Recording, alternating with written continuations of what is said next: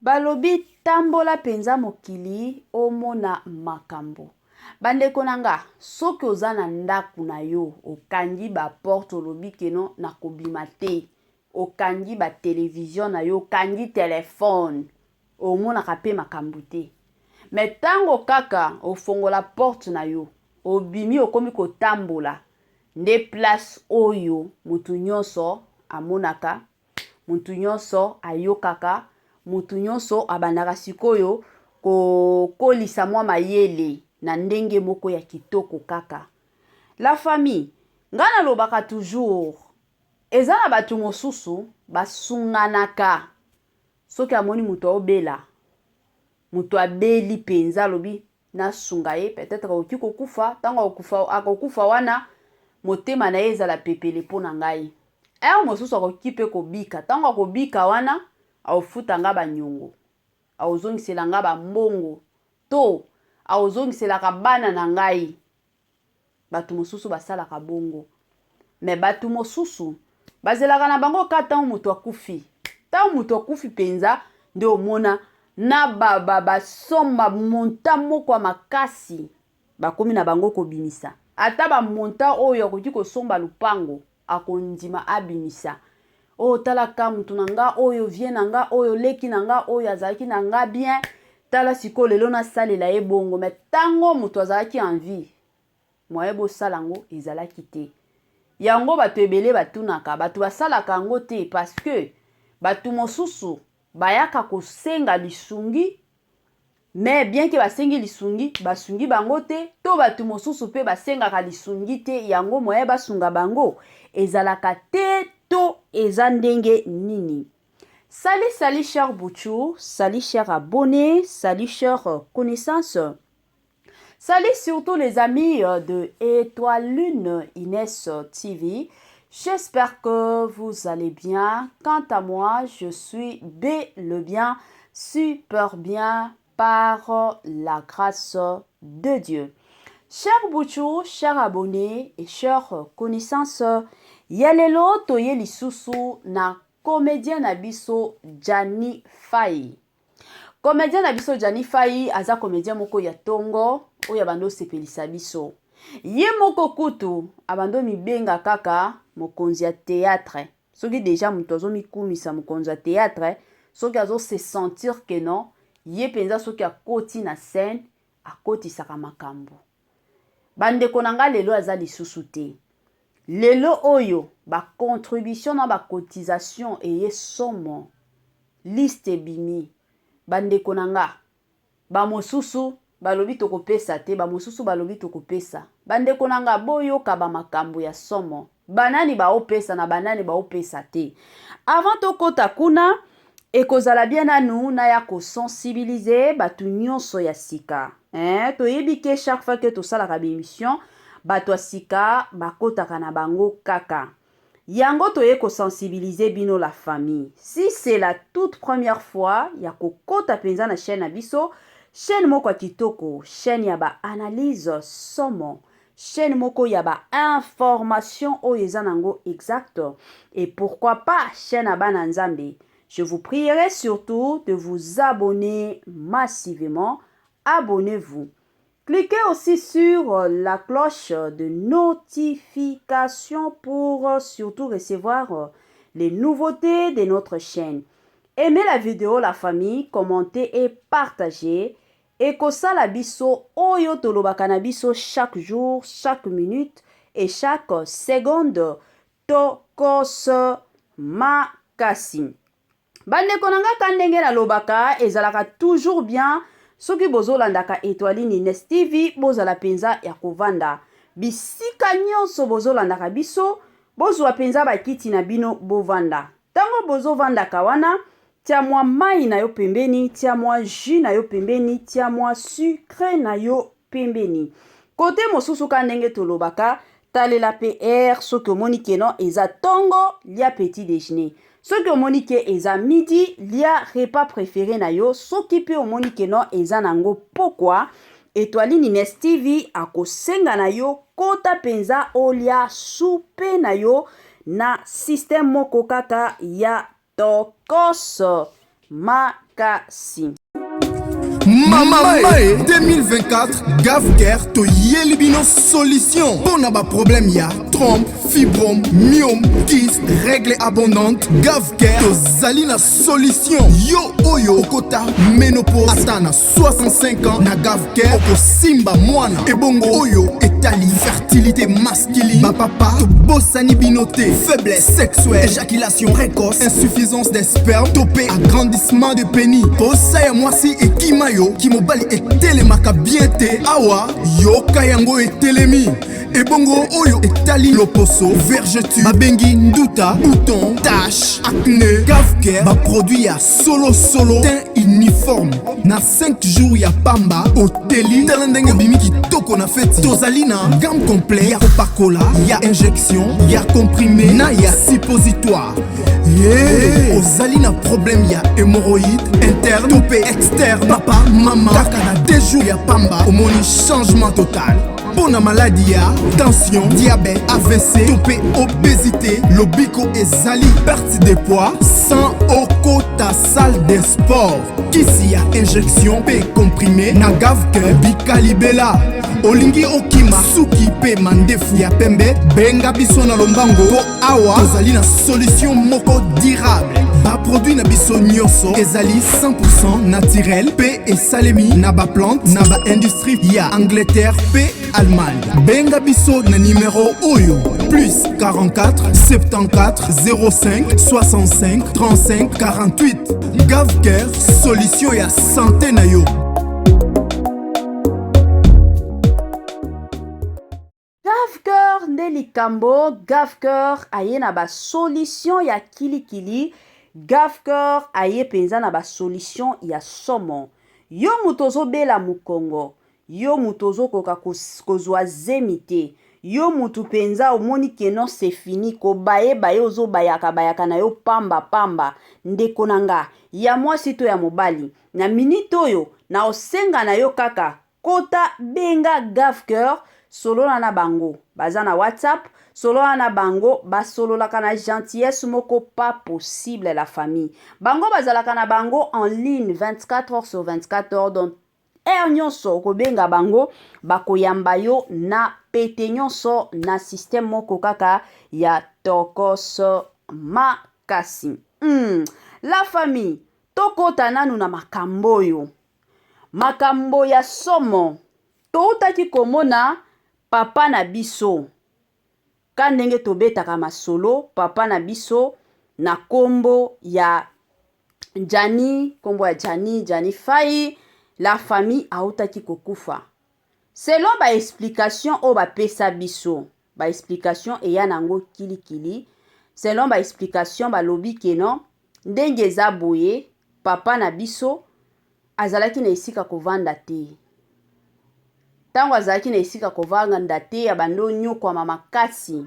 Eyaki kosala keno ex mwasi na ye nde apesaki ye ndako akomaki kovanda na ndaku ya ex mwasi na ye siko oya motu ya oya makasi ebomi ye eza ba souci komona ex mwasi na ye azokotisaka mobali mosusu na ndako bon eza ndako ya mwasi basi bakabwana mwasi ayokela ye ka mawa yango souci wana nde abandaki kolata bon lelo oyo toutaki kolanda ba video ya mama ya ndeko na biso Jani Fai.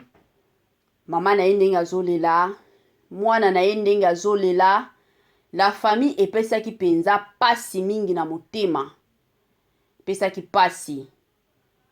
Ebele ya batu basengaki kaka ebembe na ye ezonga na kin bakendo kunda ye kuna. Alors, tango ka balobi bongo deja toye komona keno eza na bandeko na biso mosusu base porta garant. Balingi ba binisa bambongo parce que selon ba source d'information mosusu balobi keno ba comédien baza na bango d'accord ya kotia ba contribution na bango po ba kunda ndeko na bango siko comme famille pe ezo insister la famille biso nyonso toye bien kozongisa ebembe na pays ebembe uti poto ezonga na pays bandeko na nga eliaka mbongo na niveau moko pas possible ezalaka mbongo. Alors pour la contribution à bacomédien toyebi ke déjà bandeko na biso bacomédien soki comédien akufi l'état ezwaka charge ya bacomédien te. Donc makambo ya kokundama bango moko nde etalaka bango. Fo bango moko batiatia bambongo bakundana. Ezalaka mwa bongo. Ezalaka mwa bongo la famille. Kutu ebele ya batu na quelques membres à famille babando lelaki non gouvernement etala situation oyo. Comédien Jani Faye aza comédien munene ayebani normalement bazongisaka ebembe na ye na Congo. Bon, jusque là toyokaki ka silence, toyokaki eloko te na côté ya gouvernement et ya koloba ke non tokozongisa ebembe te. Donc ezalaki ka silence o tolobaka na biso silence ya makasi. Et du coup toya kovanda ka boye toye koyoka ke non ndenge eza boye selon ba information ba pesi biso Koffi Olomide a se porté na ye garant ya kozongisa ebembe na kin. Ye andimi alobi ye moko akofuta pour que ebembe esala nini ezonga nango na kin. Bandeko na nga esengo to esengo te. Esengo déjà na côté wana. De l'autre côté, toye komona pe Jibe Mpiana, le président de BCBG, hein? Ye pe na côté na ye, aye kobimisa $5,000 pour na kosunga. Kosunga bandeko na nga matanga, kolia ya matanga kandenge zalaka. Alobi ke non aza comédien munene. Faut akunda mapenza na honneur nyonso. Alors, après ba information wana nyonso, après makambo nyonso yo tambola, et ko sala ke non tant de personnes, plus de 7 personnes ba benginga, balobi mama Étoiline. Lekisela biso message oyo comme yo ozalaka na yo intermédiaire, oyaka pona ko lancer ba message, kopesa message à population, kendo pesela biso message. De la tuni na lobi message nini boza na posa na lekisa na Étoiline Ines TV balobi non. Message ezake tango papa na biso Jani Faye abandaki ko souffrir. Abandaki koleka na ba moment difficile. Pourquoi batu o nyonso lelo balingi babimisa bambongo makasi basungaki ete bazeli kara ndenge akufi boye pour que baya kobimisa bambongo na bango. Est-ce que à ta place Jani Faye aza akosepela to akosepela te? La famille eza mutuna. Kande na lobaka soki nga batu baye kotuna moyen pena boya eza te. Soki na moni mutuna wana plus de 5 personnes, 4 personnes déjà batuni. Donc eza déjà ya makasi fo na leksango na ba réseaux sociaux. Donc eza bongo. Mabe ezalaka soki oyo fingi batu. Mais soki eza kaka ba analyse totale dans tous les coins, ezalaka nango na problème te. Donc eza mwa bongo. Na yo finga mutu te mais toye kaka to beta masolo to solola na système kaka ya kitoko mingi makasi. La famille, hein? Batu babimisaki ba mbongo te. Tango Jani Faye azalaki en vie. Tango bandaki ko souffrir. Bon, motuna pe na lingi na tuna. Est-ce que ye asengaki lisungi? Parce que moi je me rappelle, les un comédien moko c'est qui encore son nom? Papa wana akufaki. Comédien moko na bosani mwa kombo, je m'excuse. Batu o bo landa Étoiline Ines TV, soki boko se rappeler na kombo wana, bosalela ka na commentaire pour que bandeko mosusu bayoka. Akufaki c'était l'année passée, hein, si je ne me trompe pas. Nde akufaki. Papa na biso wana comédien wana abando leka na ba moment moko difficile ya makasi. Na koleka na ba moment wana alekaki sur les réseaux sociaux pour na osenga lisungi. Je me rappelle émission na yekutu elekaki na chaîne nangai, la famille.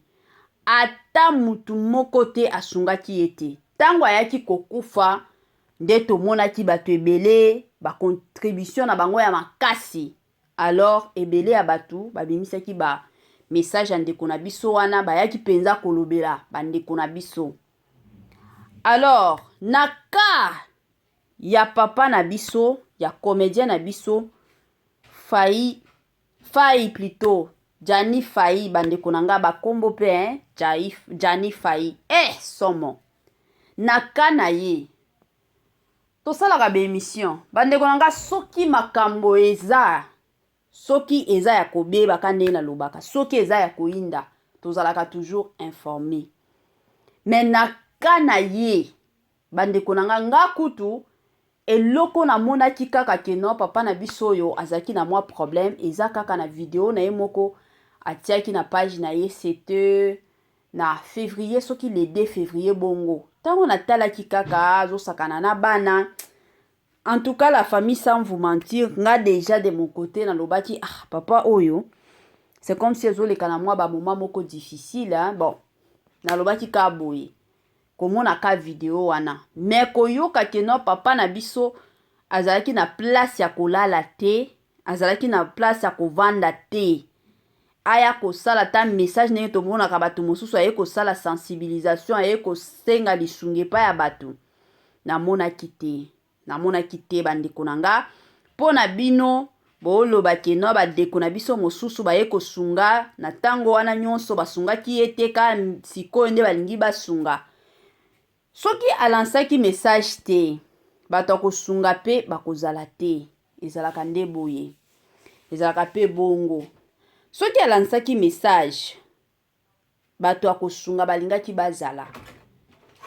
bazala parce que aza moko ya ba comédien moko munene oyo pe ayebani mutu deja oyo ayebani soki asali ka message bongo na bato awapi bakoya kaka mpona kosunga ye bato oyo peut-être bazwaka lisungi ya malonga te eza mingi bato oyo peut-être ayebani na ye te bayebi ye te bien que aza star aza comédien mais na ba place mosusu bayebi ye te bato wana nde ezalaka mwa pasi po ke bazwa lisungi mais bato oyo neti ba comédien oyo Jani Fai bandeko na nga aza déjà comédien moko munene bato bayebi ye et puis abando jouer na ye bien soki asengaki lisungi je suis sûre et certaine que bato ebele balingaki bakota penza pona kosunga ye eza mwa bongo. En tout cas na ye kopesa ba merci mingi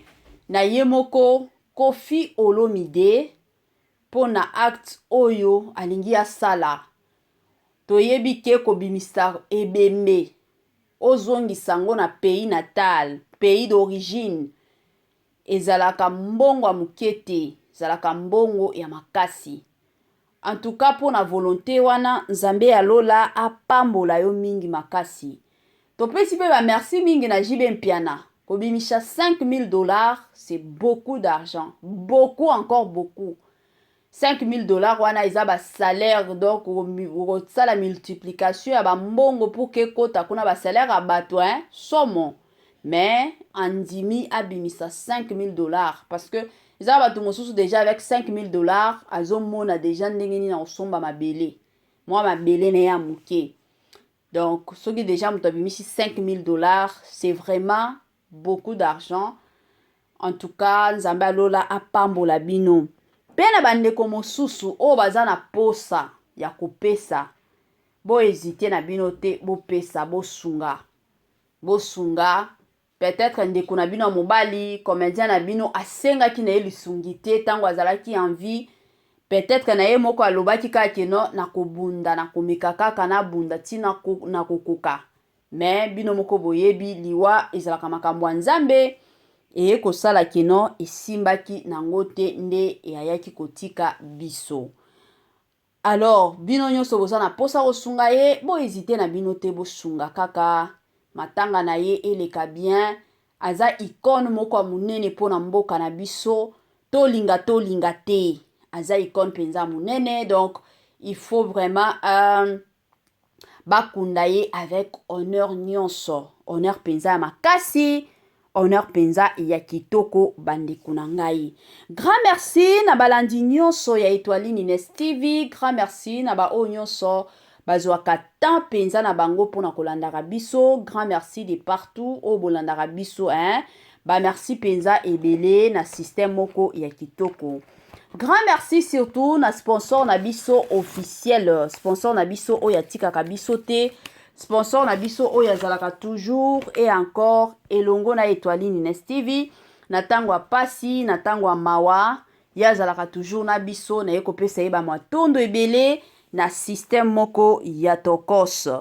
Bambote nanga na ye moko linda bukulu ya balinda bambote nanga na ye moko Madame Judith Diampovisa bambote nanga na ye moko Madame Marie-Josée Tchala na pesio bambote bisika nyonso landaka Étoiline.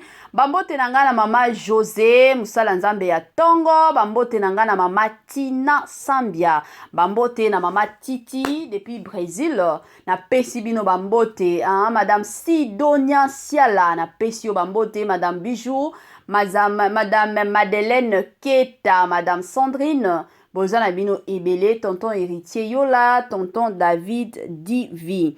Bambote na bino yango wana kandenge zalaka. Bambote na batu nyonso oyo na masione ba kombo te. Soki kombo na yo eza masione te, yo moko mitu na question. Est-ce que na zalaka active chez Étoiline Ines TV? Soki ozalaka na yo active, oyo kaka ba kombo ematie kiti. Na pesi bambote na Madame Vicky Mombonzo. Na pesi bambote bisika nyonso landaka Étoiline Ines TV.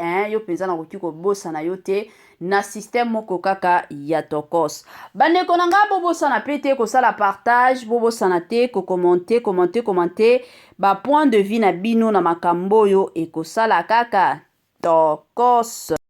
Rendez-vous à ne pas manquer le 19 mai 2024 au stade de Martyr avec le pasteur Moïse Mbiye.